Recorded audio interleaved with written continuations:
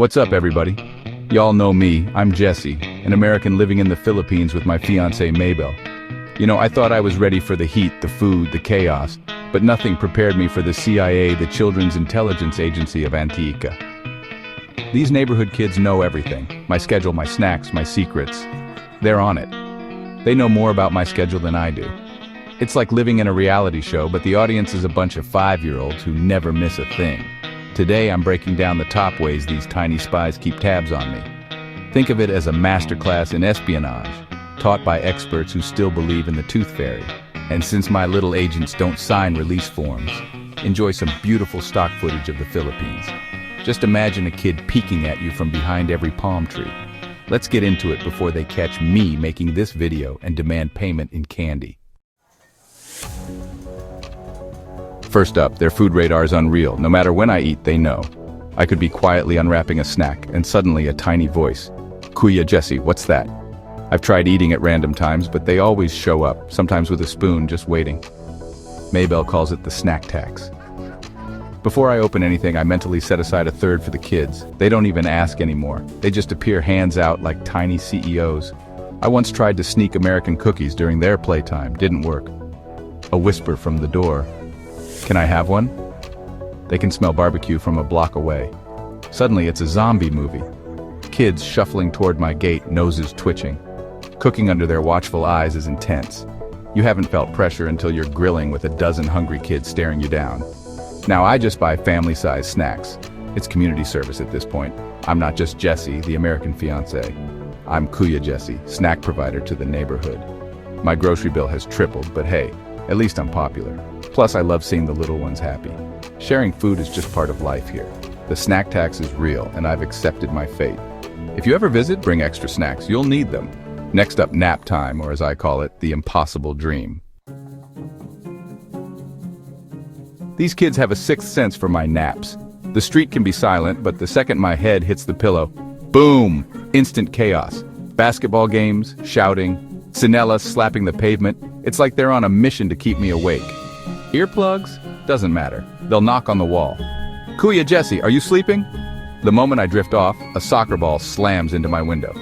Psychological warfare at its finest. Maybel finds it hilarious. She'll sip her coffee while I stumble out, defeated.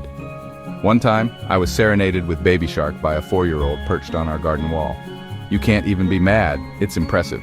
I've given up on naps. Now I just have quiet time, lying in bed listening to the chaos and questioning my life choices. The Nap Sabotage Squad is undefeated. I surrender. If you value sleep, beware. These kids are always on duty. Next, let's talk about their unexpected talent for emotional support. They're not just spies, they're tiny therapists. Let's dive in. These kids can sense when I'm having an existential crisis. I'll be lost in thought, and suddenly a little hand tugs my shirt. Kuya Jessie, are you okay? Their concern snaps me out of my funk instantly. They'll offer a half-eaten lollipop or just sit with me, no questions asked. One time I was stressed about visa paperwork. A committee of kids assembled and the leader just patted my knee. It's okay, Kuya Jessie, don't be sad. You can play with my doll. They pick up on moods adults might miss, and their kindness is pure and simple. It's hard to stay down when a 7-year-old is trying to cheer you up with candy. They remind me not to take myself too seriously. Even on tough days, their unfiltered kindness puts everything in perspective. Sometimes, the best therapy is a sticky lollipop and a smile. Next up, leaving the house is never a private affair.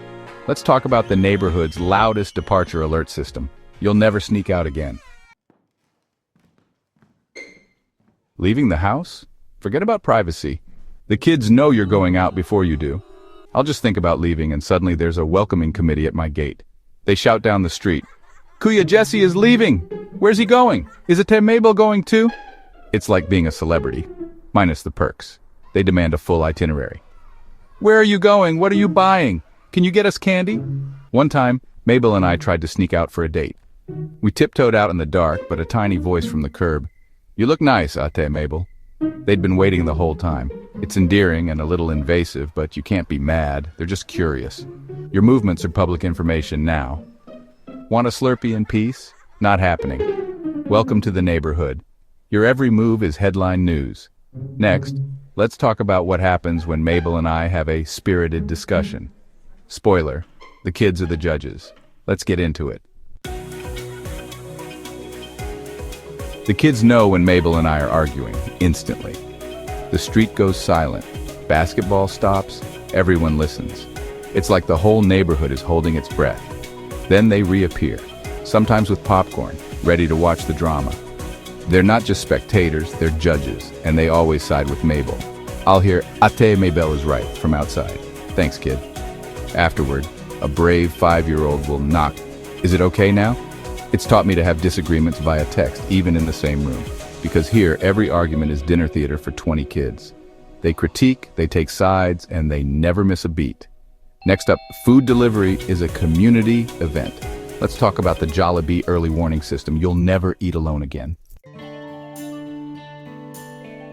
Ordering Jollibee? The kids know before I do.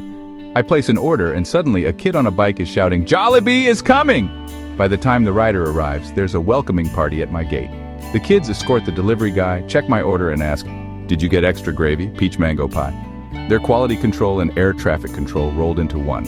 Sometimes they greet the rider before my app even updates. The arrival of Jollibee is a neighborhood event, and of course the snack tax applies. Fries must be shared. Ordering food isn't just for me and Maybel anymore, it's for the whole street. Next, let's talk about Netflix, because even my TV time isn't private. The kids are the ultimate critics. Let's see what they think of my binge-watching habits. Spoiler, they have notes. In the US, Netflix is private. Here, it's a public event. Our living room window turns into a movie screen for the street. The kids gather, faces pressed to the glass, providing live commentary. "Ooh, he's the bad guy. Why is she crying? What episode is this?" I have to pause and explain the plot to a row of tiny critics. Once, we watched a horror movie and accidentally scared half the neighborhood. We had to switch to cartoons as an apology. Now, we embrace it. Sometimes we even open the window and turn up the volume for family-friendly movies. It's like a community drive-in, but with tricycles and pajamas. My Netflix habits are no longer my own. They belong to the kids. Next up, even midnight snacks aren't safe. Let's talk about the night shift of the Children's Intelligence Agency. Privacy? Not a chance. Here's what happens after dark. Think you're safe at night? Think again. The kids have a night watch, and their mission is to bust midnight snackers. 1 a.m., I sneak to the kitchen for cake. Suddenly, a small figure appears. "What you doing?" Busted. No explanation needed. I just grab a second fork and share. Another time, I spot a kid stargazing on the wall. We exchange a silent nod. "Your secret's safe with me." The kids operate in shifts. Daytime for meals and naps, nighttime for snack surveillance. I have accepted my fate. No secrets, even in the dark. Now I just bring extra forks for late-night snacks. Sharing cake on the kitchen floor at 1 a.m.? Weird but unforgettable. These kids are dedicated, and honestly, it's kind of awesome. Next, let's talk about chores, because help is never far away. The more chaos, the better. Here's how chores become a neighborhood event. Spoiler, nothing stays clean. Let's go. Doing chores here is never solo. The moment I pick up a broom or hose, kids appear, eager to help. The garden hose is the holy grail. Suddenly, it's a water battle, not yard work. Washing the car, it turns into a 2-hour water park. Raking leaves, the pile becomes a playground. Their joy is infectious, even if nothing gets cleaner. Now I have decoy chores just to entertain them. Watering the driveway, sweeping the grass. They feel helpful, and my car stays mostly soap-free. It's a win-win. Next, let's talk about homesickness, and how these kids are the best medicine.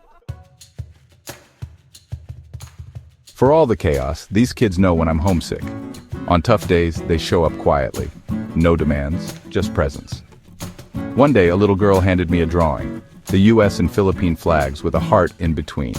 Another time, they asked about my family, crowding around to see photos on my phone. In those moments, I realized they're not just spies, they're family. Their constant presence, sometimes overwhelming, is also a source of connection. They don't let you be lonely. When homesickness hits, their kindness is the best medicine. They're expert healers, and I'm grateful for every moment. Even on the hardest days, they close the gap between worlds. Next, let's wrap this up. Here's what I've learned from my tiny neighborhood watch. Spoiler, I wouldn't trade it for anything. That's a wrap. Life under the world's cutest surveillance agency is never dull and never private. These kids bring laughter, chaos, and unexpected sweetness into my life. They've taught me that the best connections happen when you least expect them, usually through a window or over a stolen snack. Thanks for watching and letting me share a slice of my wild, wonderful life. If you enjoyed this, hit like, comment, and subscribe for more adventures. Share your own neighborhood stories below. I'd love to hear them. As always, friends, know that you are valuable and that you matter. God bless and peace.